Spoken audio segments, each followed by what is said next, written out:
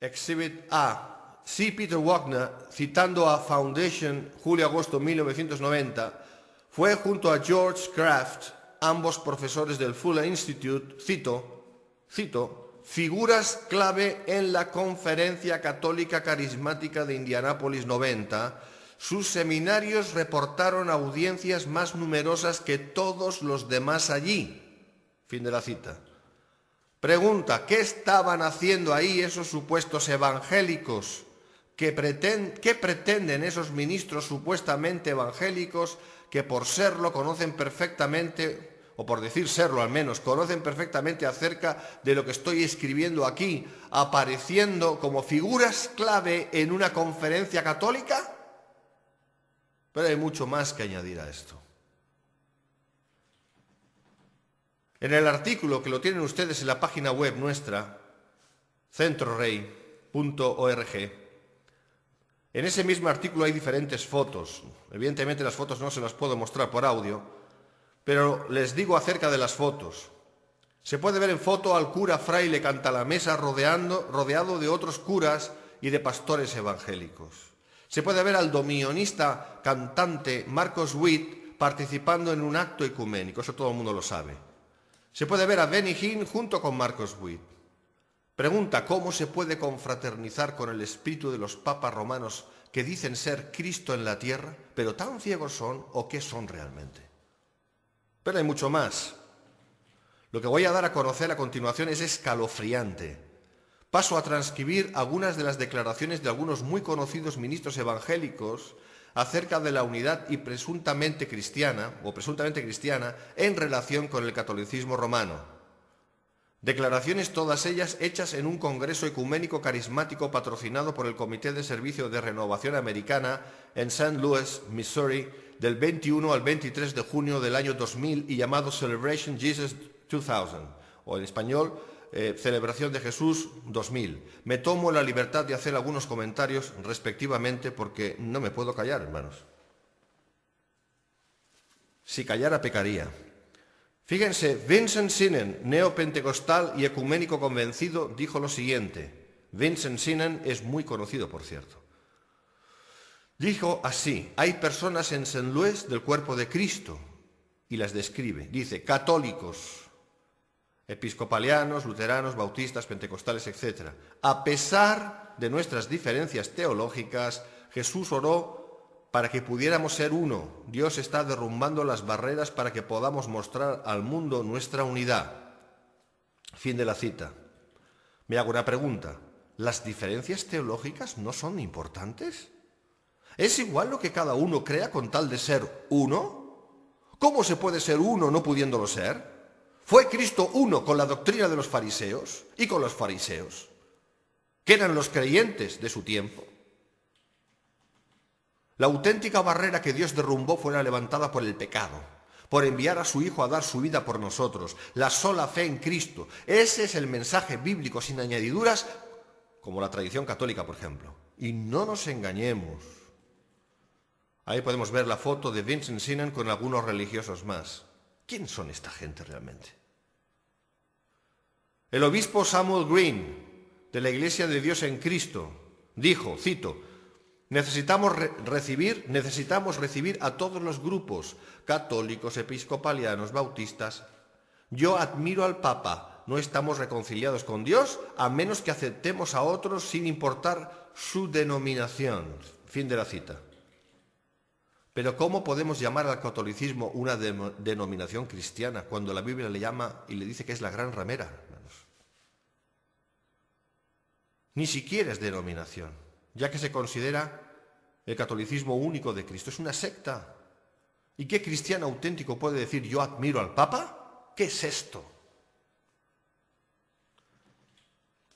Nancy Keller, una monja católica entre los evangélicos, advirtió: les gusta mucho amenazar, aunque sea de una manera subrepticia. Y dijo, debemos confesar nuestros pecados por cómo hemos quebrado el cuerpo de Cristo a través de la división. Fin de la cita. ¿División? Sí, aunque más que división debería ser separación. No os unáis en yugo desigual con los incrédulos, porque qué compañerismo tiene la justicia con la injusticia y qué comunión la luz con las tinieblas. Sigo.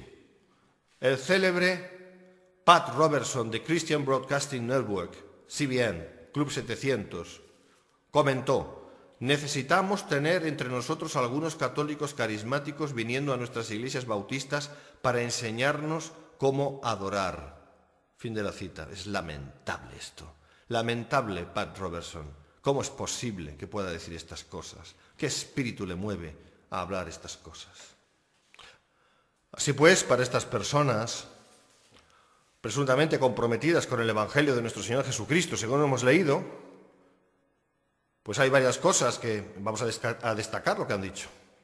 Lo vamos a poner por puntos para que no perdamos ninguna impresión del aspecto. A. El catolicismo es parte del cuerpo de Cristo, según ellos. B. Es la voluntad de Dios la unidad de los cristianos con los creyentes en el catolicismo, según ellos. C. Dios quiere mostrar al mundo la unidad de los verdaderos creyentes junto con los creyentes en el catolicismo romano, dicen ellos. D. Necesitamos recibir como hermanos en la fe a los profesantes del catolicismo, dicen ellos. E. Quizás también admirar al Papa de Roma. F. Dios no nos perdona a menos que aceptemos la fe católica. G. Es división que apena a Dios no mezclarse con el catolicismo. Y quizás lo más pintoresco de todo, H. Deberíamos adorar como lo hacen los católicos carismáticos y también quizás a María, quizás rezarle en lenguas. Y digo de nuevo, ¿cómo se puede estar tan ciego? O no son tan ciegos muchos de ellos. Sigamos. ¿Puede un católico romano ser verdadero cristiano? Aquí vamos a entrar en la cuestión. Y de hecho, este estudio lo estamos dando en una sola parte. Ya lo digo aquí claro para que nadie busque una segunda. ¿Puede un católico romano ser verdaderamente cristiano?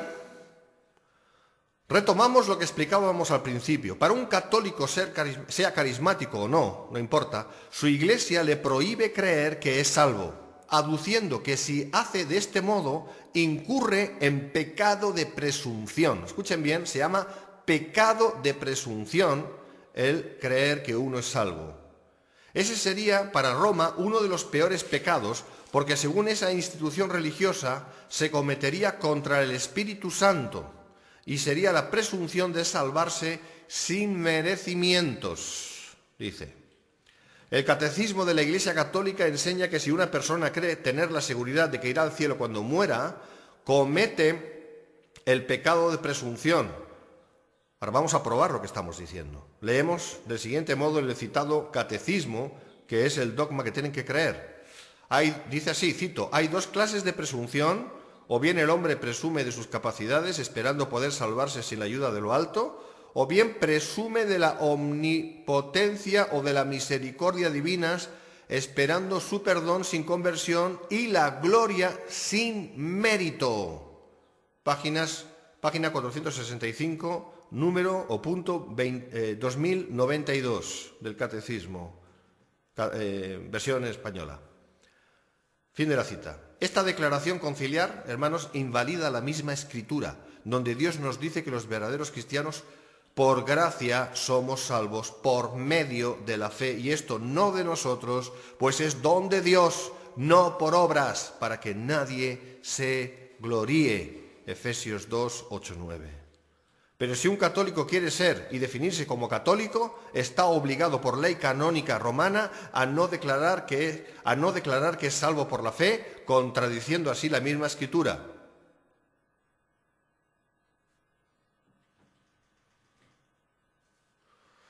Sigamos. La católica es una salvación aleatoria. Por lo tanto, un católico profesante jamás podrá estar seguro de su salvación, ya que el obtenerla depende no solo de su fe en Cristo y su suficiente obra meritoria, sino del cumplimiento de las obligaciones sacramentales, así como de numerosas obras, nadie sabe cuántas, con las cuales deberá meritar, o como se dice vulgarmente, ganarse el cielo. El Concilio de Trento, en su sesión número 6, concluyó diciendo que las buenas obras personales no solo nos justifican delante de Dios, sino que son esenciales para la salvación. Así lo afirma el Canon 24 de ese mismo Concilio de Trento.